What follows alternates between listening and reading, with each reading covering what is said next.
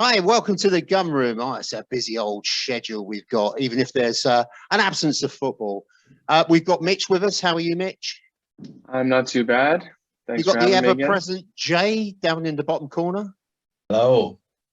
Hello, lovely headboard, Jay. Lovely. It's, I like the metal ones. You can get things around there and contain the person there, can't you? But Behave. And we've welcomed George. How are you, George? Hi, cheers for having me. I'm all good, thanks. George, can you tell us a little bit about yourself, how you got to support the Arsenal and what you're doing on Twitter? Because we met on Twitter, didn't we? So Yeah. Just tell us a little bit about yourself.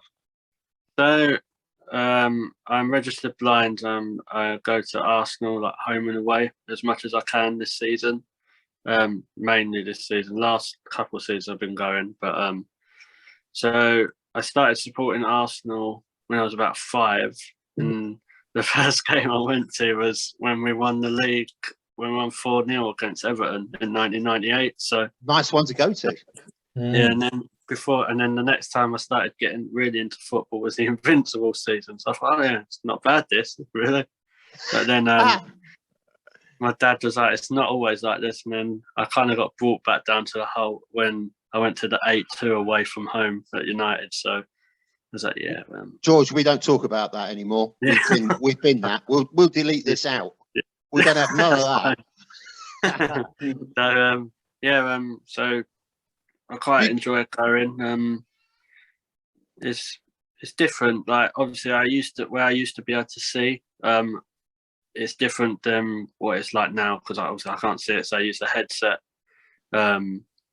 And sometimes you want to throw it because when you go away, they're so biased on there. It's unbelievable. So, biased against Arsenal? Surely not, George. No, exactly. Everyone loves us. Like we're like the pillar of the footballing community. We're going to come to that. You've started something on Twitter as well, haven't you? Something sports related. Yeah. So just a quick spin on that.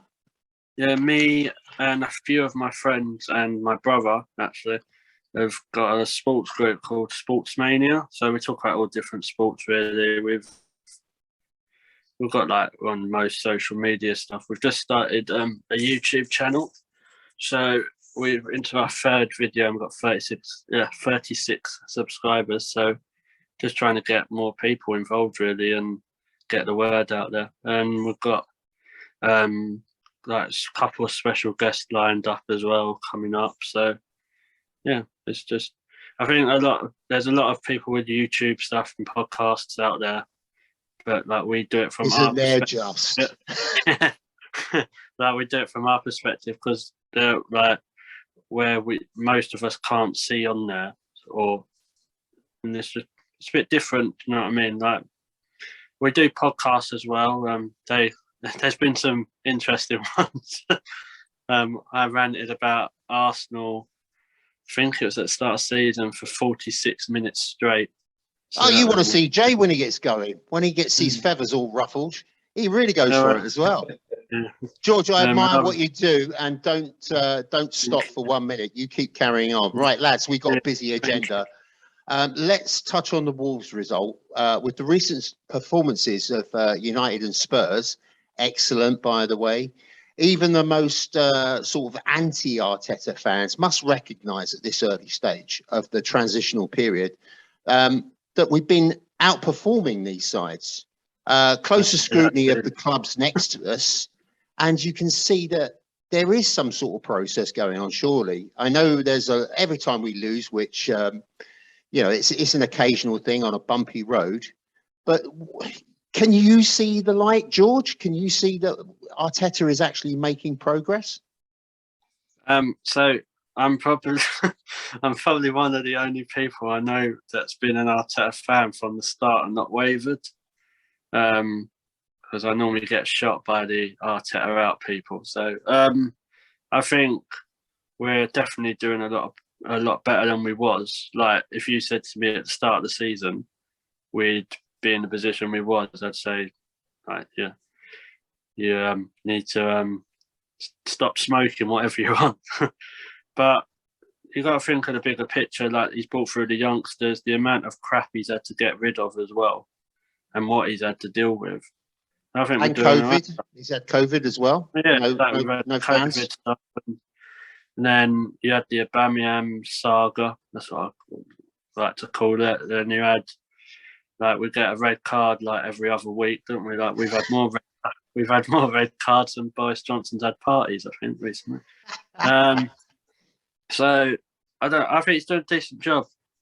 The signings in the summer that he brought in, all of them have done well. We're disappointed with January, but at least we won the Super Bowl, I suppose. January is our old December, isn't it? December we used to be a little bit out of the woods. Yeah. Right, just Jay. By January, that was it. Yeah, it's one of those things. We'll bounce back. Jay, do you see West Ham now being our main sort of competition for that fourth slot because of Man United? These two clubs, Spurs and Man United, are in a one big mess. The playing staff don't seem to get together, do they? Even though he's made a couple of additions, Man United is all over the place. It's just all falling apart. Do you now see West Ham and David Moyes as our main competitor?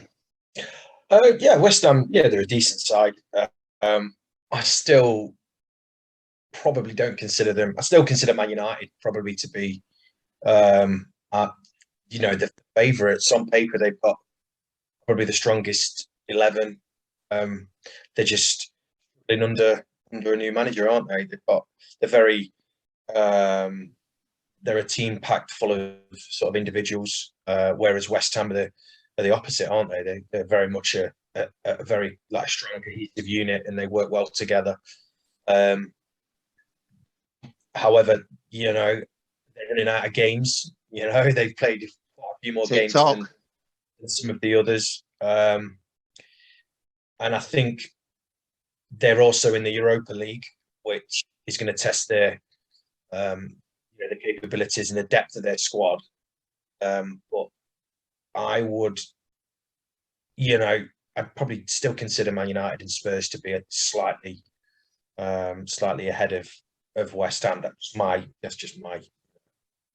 I just think they've got a little bit more quality, but they're a good side, West Ham. They are. There's no doubt about it. But watch them against Leicester at the weekend, and they didn't look great. I mean, I suppose everybody's struggling, but nobody seems to really want to take control of this race for that fourth spot, do they? It's right there for us. It's a bit up and down, isn't it? Right, it's right there for us to, if we win, 2 or 3 games on the trot, we could be in a great position. We could be looking up at Chelsea rather than looking behind us at Man United and Spurs, because it's right there for us. We haven't got many distractions. I know January was really bad for us, but I think we only played 2 league games, didn't we? I think we drew and we lost. It wasn't. We only played 2. And let's.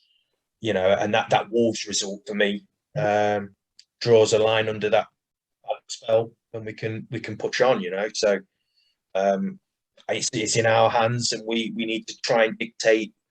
Take control of the race rather than be reactive, because at the moment we're just constantly trying to catch up with other teams, aren't we? Even tonight, Man United are playing and they get another game ahead of us. So it'd be great if we can get a result at the weekend and then, like I said, take control of it. Mitch, what did you make of the Wolves game? It's quite a strange old game, wasn't it? We'll talk about all the sending off and all that sort of thing in a minute, but what did you make of it in general? Performance, great performance from the team to be able to get that goal against a very very strong defensive team is not something to just shake off. Wolves are tough to score against, especially at home. To be able to get that goal and then keep that lead, especially when we win a man down, was very, very impressive. And it was a really impressive performance, top to down. Most of the players on the pitch, I think, performed really well. I think we are missing that final bit from Lacazette. We need someone up top who can finish those chances. We had a goal of the year contender with this just fantastic build up, and Bukayo Saka, who schooled to professional players. He's just a joy to watch, and it was a real bummer to not see that get converted into a goal when he put that across to Lacazette. But we really need to. Lacazette's got to find some form when it comes to shooting, or we need to start looking at other places within the squad. The issue is I don't know who fits the role better than Lacazette for what we want to do right now. So that worries me a little bit, but I agree with Jay in the fact that Man United and Spurs are probably our biggest rivals for top four, despite their poor form for the last week or two. And I do think we're currently the favorites. I haven't seen enough from either of them to really think that either Tottenham or United are better than us. And so I think that we're the favorites right now. That can change any moment. It's going to be a tight race. It's not going to, none of those three teams are going to run away with top four. It's going to be tough. I think it'll probably come down to the last couple of weeks of the season. But I do think we are in a good spot. We just need to keep this form going, and we can't overreact when we do drop points, because we will. We aren't going to go. We'll leave that to the fans. Just leave that to Twitter fans. Yeah. George, we had to slog it out for about 30 minutes, wasn't it? I think it kind of just shows, really, Arteta's established this fighting mentality, which was sadly lacking, wasn't it, in previous years. We're in much better shape in that department, even though we've got the lesser players, which we kind of say that are underneath the first team. There's a big drop off. You've got your Holdings and your Cedrics came in. And we still held it tight. We'll get to the sending off, as I say, in a minute. But do you like seeing that we finally cracked that nut where we can dig in deep? And unfortunately, we have to a lot of the time because we've only got 10 men. Yeah, I thought defensively it makes a change to see us being able to defend. I thought Holding was absolutely brilliant when he come on. Especially, I thought it was a bit of a master stroke from Arteta, Bryn Holding on, and especially Wolves have got a few lumps of players, haven't they? So and he just done what he was supposed to do, and I thought Cedric done well. I ain't gonna lie, when I heard his name on the team sheet, I thought, oh, here we go. Yeah. Yeah. Well, it's funny, George, that in the last podcast we did, Mr. Cedric and Mr. Holding didn't come out with glowing remarks. So we'll just remind ourselves that we're all vulnerable to making mistakes. But yeah, they did well. Right. I don't mind Holding myself personally. I think he's professional. He always does what he knows what he's got to do. All right, yeah, he has some bad games sometimes, but tell me a player that don't. I'd rather, I think defensively from Ramsdale and all that, I think that's the best defence we've had for years. Mm-hmm. Absolutely. Maybe since Ashley Cole and maybe back then. I can't think of another defence that's that been good. Obviously, Gabriel and White, and I know Mikel Silvestre or William Gallas, are they? But that's what I'm trying to deal with in that time. So, yeah, I think Ramsdale's a big thing of that. Jay, let's get to that sending off, the Martinelli sending off. What did you make of it? As we've got a stack of stuff here. We'll cruise through it and try and cover all the angles so that we can put it to bed once and for all. What did you make of it? What I thought at the time, I thought the referee ultimately made the wrong decision. Shock horror, but I think a referee making a wrong decision on this podcast. Come on. The two incidents were yellow cards. I don't think anybody's debating that. But it's the whole, he should have blown up after the first dance for the foul. The first incident. I think the referee should have blown up then because, Martinelli's a young man. He's emotional and he's clearly frustrated, and the referee should take control of the situation. They should almost as I said at the time, it's almost as if these referees now, they treat Arsenal as a completely separate entity to the rest of the teams in the league. You know, that they have a different set of rules, or they're far less tolerant of any sort of emotion or you know, the referees are so quick to get the cards out. And I mean, I don't think anybody's seen a sequence of play where somebody's been booked twice in the same passage of play. Nobody's seen that. And apparently, I mean, who was the referee? Was it Oliver, Michael Oliver. Michael Oliver? Yeah. So this guy is one of our apparently- favourites on the podcast. Yeah. Well, he's one of the highest. Well, he's regarded as one of the best referees in the league. So I think he. Oh. We've said it so many times, haven't we, Tom, that the agenda against Arsenal, it's not even like it's not even up for debate anymore. You know, this is just the game against Wolves. The situation against Wolves, Martinelli's red was just the most blatant example of being treated differently to every other team. I don't think anybody's debating, like I said at the start, I don't think anybody's debating what Martinelli not deserving a yellow card, or not deserving 2 yellow cards. But I think the referee could have managed the situation a lot better, looked at the situation in isolation and saw that Martinelli's he was rated. He didn't hurt the guy. He didn't hurt either of the 2 Wolves players. He didn't inflict any injury. I think it's hard as well, Jay, isn't it? If you give him that shove, he shoved the player, that was wrong. Okay, that's worth a yellow, but as you say, he didn't blow the whistle. But Yeah. it's hard to control your behaviour going forward from that point if you don't know that the referee is going to penalise you. Now, had he stopped play, as you suggested, and shown him a yellow card, would he have gone bombing up there and Of had course a he go would. at that second player? No, he but wouldn't. also it was the foul throw as well. You know, the referee should have pulled the foul throw back, not given Arsenal the throw, obviously, but given Wolves a free kick. And I mean, we were lucky. Well, I wouldn't say we were lucky. I thought we defended brilliantly. And I just wanted to add what George said about the defence. You know, like I think everybody's sort of grown in confidence now that we can see games out now.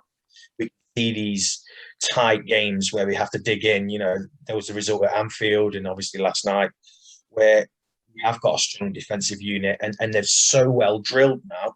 We're starting to see we're starting to see real examples of this Arsenal team being able to defend situations and putting Rob Holding on and going and slightly tweaking formations and the training, the work on the training ground. You know, we're starting to see that. But I thought it was a joke. It still really annoys me that these referees don't come out and explain their decisions. You know, a little bit of transparency. I know we've said it a million times, haven't we, Tom? Yeah, A absolutely. little transparency here or there would look a lot better on the referees, wouldn't it? If they Well, Arteta said he's never seen anything like it. Martin Keown said it was pedantic from the referee. Rio Ferdinand said he wants to be in the news, that ref, doesn't he? And here's the best one. Keith Hackett, former referee. I think this is a very poor piece of officiating. The law does support him. The law does allow you to issue 2 separate yellow cards for 2 separate incidents, which he's done. But he's also said, but I believe he could have used common sense. If Oliver wanted to caution Martinelli for the first offence, he should have stopped the game there and then. And I don't think we're going to get any disagreement. Mitch, let's move to you. You agree with everything? Anything to add to that? Yeah, I agree. Obviously I agree that it was a poor decision. I've never seen anything like it. He should have stopped the play, obviously. We've lost George. Where's he gone? Yeah. But I do want to talk about like Rob Holding and Cedric, who were both great. I obviously didn't speak highly of Cedric last week. He played great. I will say that. Do I think he is a good player now? I still don't think that. I think he played well. I think he did his job. If Tomiyasu's back for Brentford, he should start. And Cedric is serviceable sometimes. but I still think we should look to upgrade our backup right back position. I don't want to go anything further than that of like, oh, Cedric's good now. No, he played well. He did what Yeah, he was he supposed played to. well. It was one game though, Um, wasn't it? Yeah, Rob Holding, on the other hand, was fantastic. A borderline man of the match performance for someone who's on the pitch for 30 minutes. And he, we saw the same thing at Anfield away. He is just a fantastic defender in a back three. He's so good at it. To have the protection on either side for him is really plays to his strengths. And as much as I'd love to keep him around, he's too good to be a fourth center back in certain roles. Like, he goes to a mid-table Premier League side that plays a back three, like Brighton would be a great fit for him. He'd be a monster there. I think playing in a role that plays to his strengths. We saw the same thing when we were playing a back three in the back end of the 1920 season and the early 2021 season. He was great. He, like, during the FA Cup run, he played pretty well. He and David Luiz formed a pretty good partnership with Austin Tierney as the left center back. And he's really good in a back three. It really suits his strengths. And if he has an opportunity to move to a team where that suits his strengths, I think he absolutely should for like his career. But there's not a lot to dislike about Rob Holding. He's been a model professional, like George said. And I think my thing with him, Mitch, is he's just never gone to that next level. We were talking about him years ago when he joined the club as the new Tony Adams, which unfortunately you shouldn't give that sort of title to anyone, because there's Tony Adams is Tony Adams, but he's never kicked on from that FA Cup final against Chelsea where he had Costa in his pocket. And that's the frustrating thing for Arsenal fans. You don't get to see that Rob Holding enough.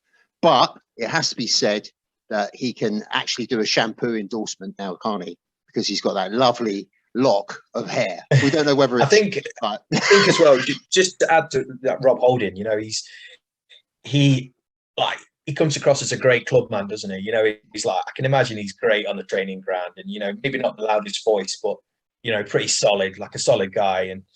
And there's a difference. From my point of view, there's a massive difference between Rob Holding and Cedric. You know, like Mitch said, Cedric, you know, he can dip in and out of the side for 45 minutes there, 90 minutes there, but you don't want to see more than that, do you? Because he's not at the required level. Whereas Rob Holding, you know, he's limited, but he's also he can slot in and like Mitch said, he was outrageous. He was superb against Wolves, and they're a difficult side. They're physical, and he loves that kind of stuff. You know, he's like you touched on, Tom. His best performance was in that cup final against Costa. You know, we all know what Diego Costa was like. You know, he's all elbows, and I bet he stinks. You know, a horrible bloke. Rob Holding's well up for that. You know, he's up for that physical side, isn't he? And all the grabbing, and that's what he's. I mean, I hope he stays at the club for, you know, for years to come. But I think there'll be clubs that, like Brighton, like you said, that's a good example, because clubs will want him because he's a good central defender. He's a no nonsense central defender, isn't he? And yeah, I hope he stays for years to come, really. George, the Martinelli business, let's just push back to that. Some are saying basically it's indiscipline on his behalf, but I think there's another way to look at it, because there are examples of sort of a lack of discretion due to the referee, and common sense has been absent as well. Now, remember the Fellaini incident where he grabbed Guendouzi by the hair? Nothing went on there particularly, did it? Remember when Saka had both feet kicked out from under him at Palace, and Godfrey trod on Tomiyasu's face? So all these incidents, and it does kind of leave you with a dirty taste in your mouth, doesn't it? That there is some sort of bias against Arsenal. I wouldn't say there could be. There definitely is. I've said this for a while. Some of the decisions that have gone against us, you think like 1 or 2 is all right. But then when it gets to like 4 or 5, you're like, no, there's something dodgy going on here. With the Martinelli thing, all it took for the referee to go up and say to Lacazette and says to him, right, tell him he's got one more chance. If he does that again, he's off. Then, like, because I don't discount that they're both yellows, but It's the way it was done, wasn't it? yeah, surely that's what the captain's for. Like, you're meant to talk to each other and all that.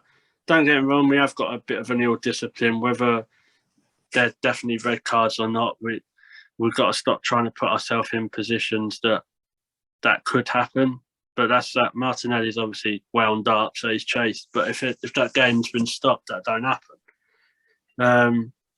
So it's a bit of half a dozen, 6 of one, half a dozen the other. But I don't know. I think some of the, like, if you go back Man City's game, the game against Man City, the decisions in that game, like Erdegaard's one not given as a penalty, but because Bernardo's decided to go on dancing on ice, yeah, so we'll let that go.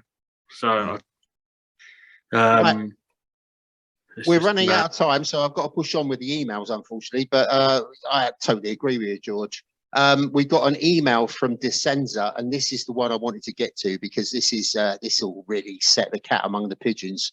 Not that I should say that with that West Ham fella, Zuma. Just to say, Kurt Zouma's not here, is he? Descenza says everyone likes to take a pop at Xhaka. He's been the most consistent player in an Arsenal shirt in recent seasons. Who is there in the current Arsenal side that's better in that position? Does anyone want to make a case for Xhaka, or does everyone want to jump on the bandwagon? Off you go, Mitch. He is one of the most important players in the squad right now.